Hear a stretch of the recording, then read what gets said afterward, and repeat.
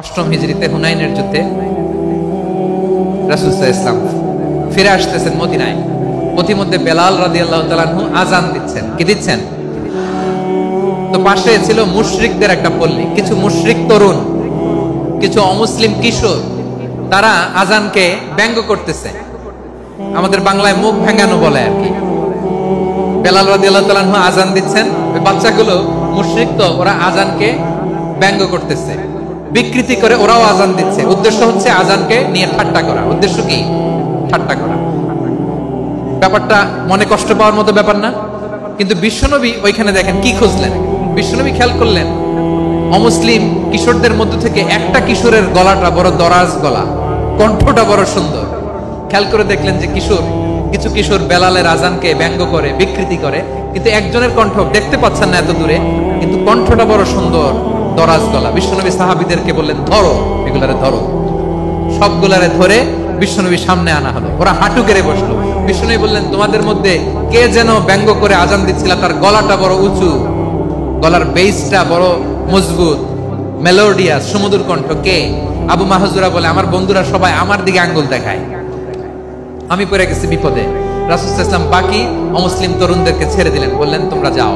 এবার আবু মাহজুরারে পাইছে। আবু মাহজুরার চুলের মধ্যে হাত দিলেন বিশ্বনবী, মাথায় হাত দিয়ে বললেন, এবার আযান দাও দেখি। আবু মাহজুরা বলে, আমি তো আযান দিতে জানি না, কারণ আমি তো বেলালেরটা শুইনা দিছি, আমার তো মুখস্থ নাই, আমি তো আযান দিতে জানি না। বিশ্বনবী বললেন, জানো না? তাহলে আসো, আমি তোমারে শিখাই দেই। সুবহানাল্লাহ। আবু মাহজুরা হাঁটু গেড়ে বসে, বিশ্বনবীর মোবারক হাত আবু মাহজুরার চুলের মধ্যে।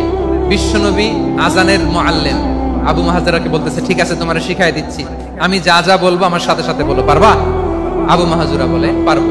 বিশ্বনবী আযান দিচ্ছেন, মাথায় হাত দিয়ে আল্লাহু আকবার, আল্লাহু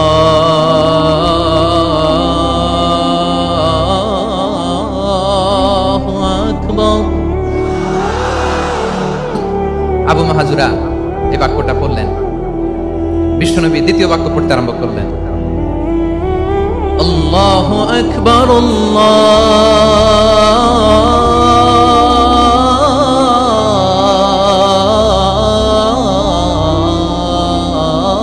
আল্লাহু আকবার। আবু মাহজুরা এই বাক্যটা বললেন। বিশ্বনবী আবু মাহজুরার মাথার মধ্যে হাত দিয়ে তৃতীয় বাক্য বললেন, আশহাদু আল্লা ইলাহা ইল্লাল্লাহ,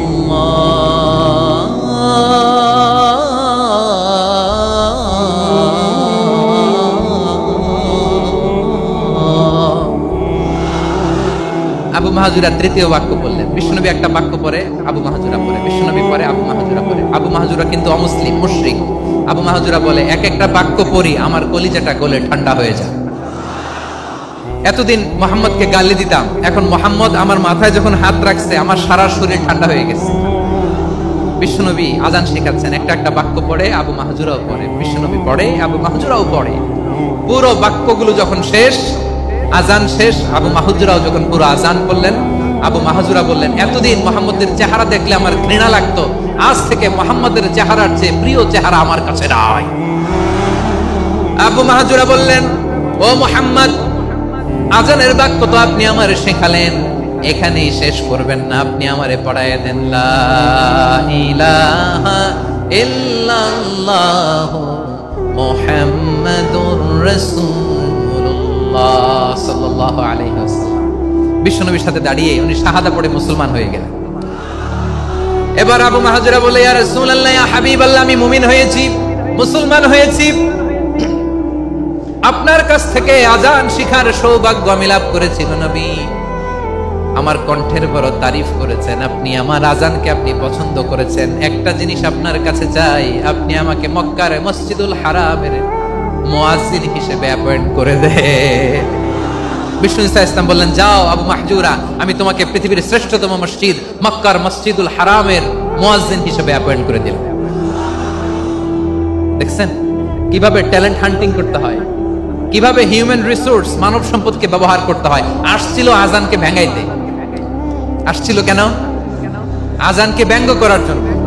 বিকৃত করার জন্য, আজানকে বিকৃত করতে যে ইসলামের সবচেয়ে শ্রেষ্ঠ মসজিদের মুয়াজ্জিন হয়ে গেল। পড়েন সুবহানাল্লাহ। হযরত আবু মাহজুরা রাদিয়াল্লাহু তাআলা আনহু ওনার এই সুললিত কণ্ঠ ব্যবহার করে মসজিদুল হারামে এত সুন্দর করে আল্লাহু আকবার বলে আজান দিতেন, মানুষগুলোর, মুসল্লিগুলোর, মক্কাবাসীর হৃদয়কে তিনি বিগলিত করে দিতেন, মানুষের হৃদয়কে ঠান্ডা হয়ে যেত। শুধু এখানেই শেষ না আমার যশোরের ভাইয়েরা, বিশ্বনবী যখন সাইয়েদনা আবু মাহজুরা রাদিয়াল্লাহু তাআলা আনহুকে আজান শেখাচ্ছিলেন, বলেন তো বিশ্বনবীর হাতটা কোথায় ছিল? আবু মাহজুরার মাথার সামনে, এই চুলের উপরে ছিল। আবু মাহজুরা ওই স্মৃতিটাকে ধারণ করবার জন্য, ওই স্মৃতিকে বহন করার জন্য বিশ্বনবীর মোবারক হাত আবু মাহজুরার কপালের চুলের যেই জায়গায় লেগেছে, মৃত্যুর আগের দিন পর্যন্ত আবু মাহজুরা মাথার ওই চুলে কোনোদিন ছুরি আর কামার লাগায় নাই, সেখানে কেচি লাগায় নাই, চুলের মধ্যে খুর লাগায় নাই। আবু মাহজুরা ডান দিকের চুল কাটতো, বাম দিকের চুল কাটতো, পেছনের চুল কাটতো, সামনের চুল কাটতো না। আবু মাহজুরা রাদিয়াল্লাহু তাআলা আনহুর সামনের চুলগুলো বড় হতে হতে যখন এত বড় হয়ে যায়, তিনি চুলগুলো পেঁচিয়ে মাথার মধ্যে রাখতেন, তারপরে তিনি পাগড়ি পরতেন। সবাই জিজ্ঞেস করতো, আবু মাহজুরা এটা আবার কেমন স্টাইল? দেখতে তোমারে কি বিদঘুটে লাগে? কেমন অড লাগে? কেমন খারাপ দেখা যায়?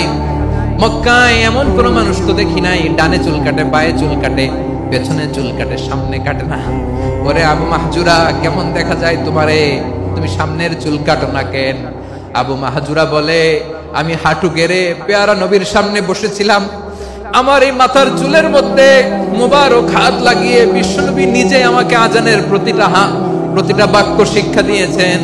বিশ্বনবীর মুবারক হাত, পবিত্র হাত আমার মাথার চুলের যে জায়গায় লেগেছে, আমি চাই ওই চুলগুলা নিয়ে আমি আমার কবরের ভিতরে যাব।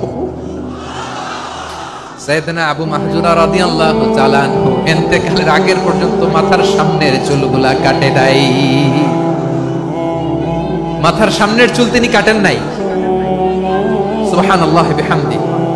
কেমন ভালোবাসতেন বিশ্বনবী সাহাবীদেরকে, সাহাবারা কেমন ভালোবাসতেন বিশ্বনবীকে। সামনের চুলগুলো বড় হতে হতে এত বড় ছিল, পেঁচিয়ে রেখে পাগড়ি পরতেন, কাটতেন না। নবীর হাত লেগেছিল। সুবহানাল্লাহ পড়েন। তাহলে what is the lesson? Moral of the story কি? মোরাল অফ দ্য স্টোরি হচ্ছে, আসছিল আজানকে ব্যঙ্গ করার জন্য, বিকৃত করার জন্য, হয়ে গেল মসজিদুল হারামের মুয়াজ্জিন। দেখেন বিশ্বনবী একটা খারাপ সিচুয়েশনের মধ্যে থেকে কি ভালো জিনিস বের করে আনলেন।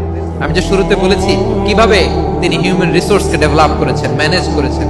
তিনি যে চৌকস ট্যালেন্ট হান্টার ছিল, দেখেন সবার মধ্যে থেকে এরে বাছাই করে মুয়াজ্জিন বানাই দিয়েছেন। সুবহানাল্লাহ পড়েন। তার মানে এই না সবাইরে ধরে ধরে উনি মুয়াজ্জিন বানাইছেন। যার যেই ট্যালেন্ট আছে তাকে ওই কাজে অ্যাসাইন করেছেন, যার যেই প্রতিভা আছে তার প্রতিভাকে ইসলামের কাজে লাগিয়েছেন। সুবহানাল্লাহ পড়েন।